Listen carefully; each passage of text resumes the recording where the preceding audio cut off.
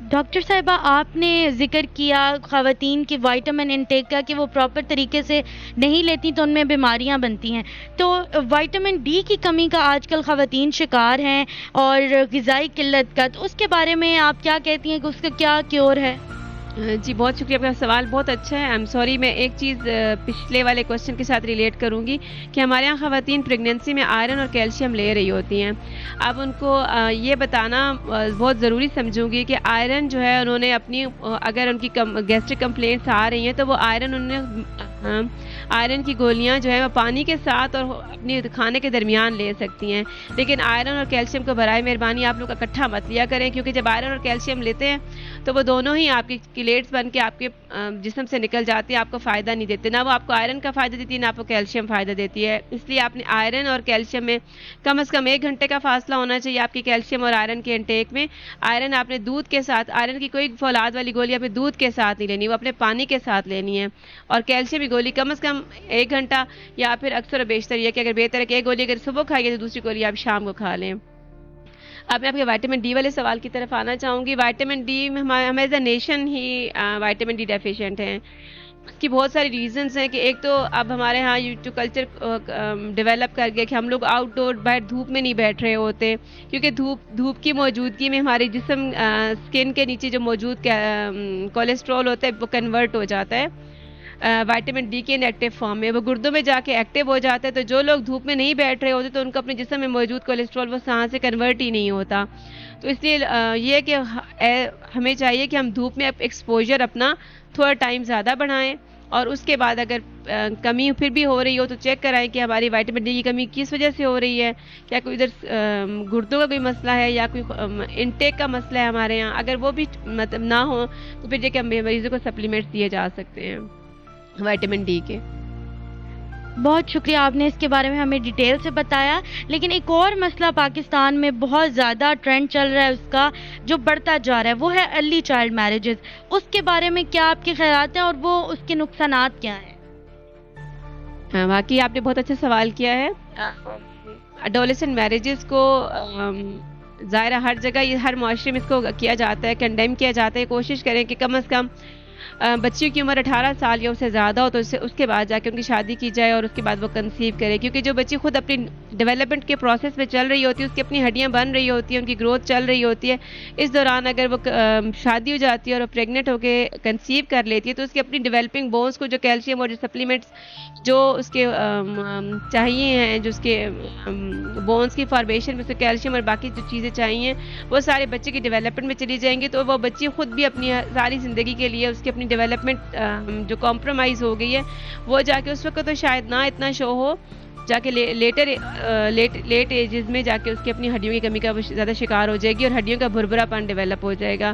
اور ایک مسئلہ جو اور دیکھنے میں آتا ہے کہ جو ارلی میرجز کے ساتھ اگر وہ بچیاں ہیں وہ ان کی ہڈیاں پوری طرح سے بنی نہیں ہوتی ہے تو ان میں سیزیرین کا رسک زیادہ بڑھ جاتا ہے.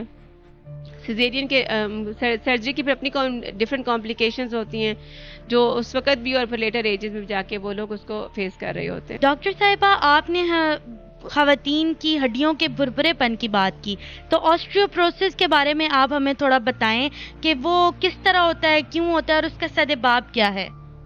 جی بہت شکریہ. آسٹریوپروسس بیسیکلی ہماری ہڈیوں کی کمزوری کی ایک بیماری کی قسم ہے جس میں کہ جس اللہ کے حکم سے قدرت نے ہمارے تھرو آؤٹ دا لائف ہمارے 2 پروسیس ہڈیوں میں ساتھ چل رہے ہوتے ہیں. ایک آسٹریوبلاسٹک ایکٹیویٹی چل رہی ہوتی ہے، ایک آسٹریوبلاسٹک ایک ہر وقت نئی نیو بونس فارمیشن ہو رہی ہوتی ہے، مطلب یہ ہر وقت جسم میں چل رہا ہوتا ہے. اور ساتھ ہی آسٹریوکلاسٹک ایکٹیویٹی جو پرانی ہڈی جو سیلز ہوتے ہیں وہ ٹوٹ کے ختم ہو رہے ہوتے ہیں. اب جب تک ہماری خواتین کی عمر 50 سال سے پہلے ہوتی ہے تو اس میں چونکہ ان کے ہارمونز لیول بہت اچھے ہوتے ہیں، اس لیے ان خواتین کی آسٹریوبلاسٹک ایکٹیویٹی زیادہ بہتر طریقے سے چل رہی ہوتی ہے. اور آسٹریوکلاسٹک یعنی ہڈیوں کے ٹوٹنے کی جو ایکٹیویٹی ہوتی ہے وہ ساتھ کمپرومائز ہو رہی ہوتی ہے، مطلب اس کو بیلنس کیا جا رہا ہوتا ہے آسٹریوبلاسٹک ایکٹیویٹی کے ساتھ. لیکن جیسے ہی خواتین میں جو ہارمونز ہوتے ہیں ان کے لیول کم ہوتے ہیں تو اس ٹائم پہ جا کے ان کے جو ہڈیوں کے ٹوٹنے کا سلسلہ ہوتا ہے وہ زیادہ بڑھ جاتا ہے اور نئی ہڈی کی جو بننے کا سلسلہ ہوتا ہے وہ ریلیٹیولی سلو ڈاؤن ہو جاتا ہے.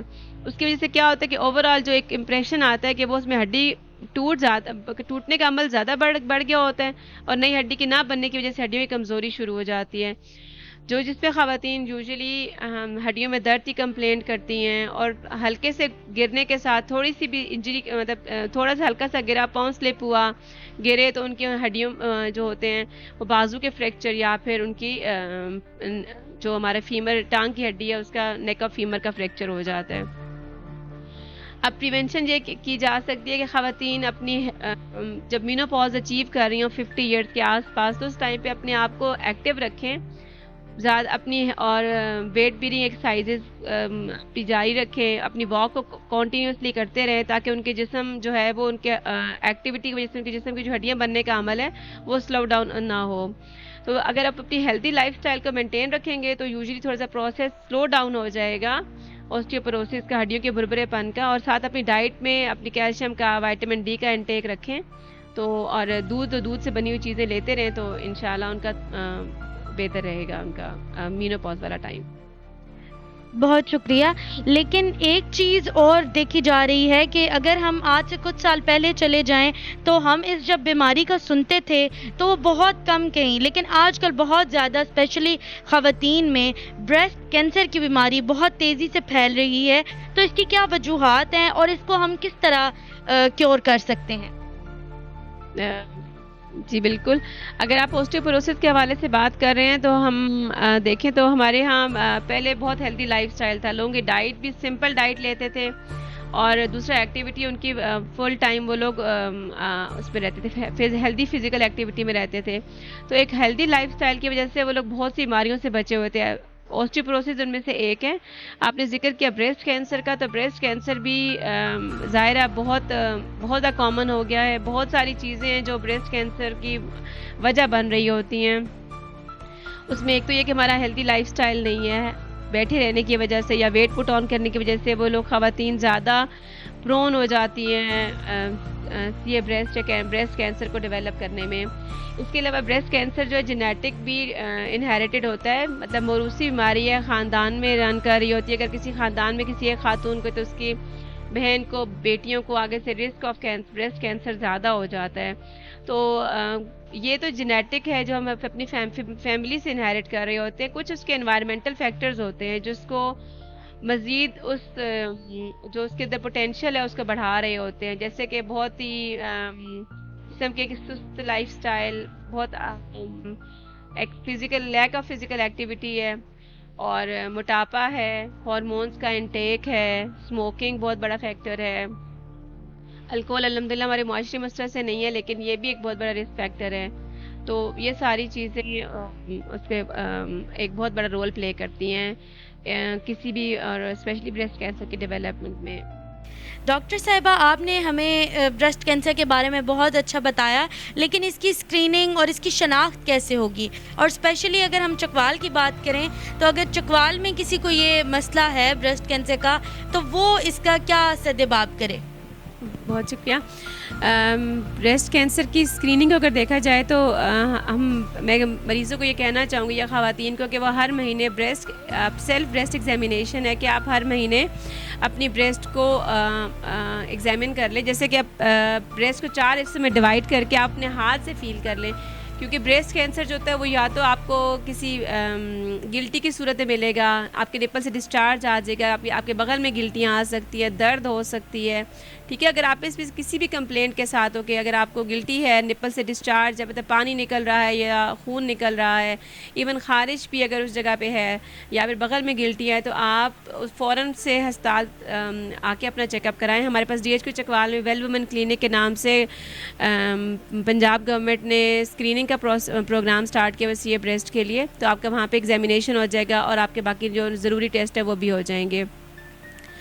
باقی ہماری عام جو پاپولیشن ہے اس کے لیے اسکریننگ کے لیے کہ خود سے ہر مہینے میں ہر خاتون ایک دفعہ اپنے بریسٹ ایگزامینیشن ضرور کر لے جسے ایک بریسٹ کو 4 حصے میں ڈیوائڈ کر کے اپنے بغل میں اپنے ہاتھ سے صرف چیک کرنا ہے کہ آپ کو نیچے کوئی گلٹی تو نہیں محسوس ہو رہی.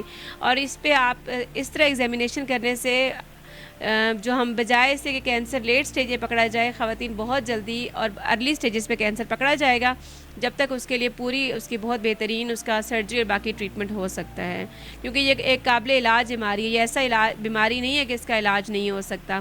اس کا علاج بہت اچھی طرح سے ممکن ہے اور بعد میں وہ خواتین اپنی زندگی بھرپور طریقے سے گزار سکتی ہیں.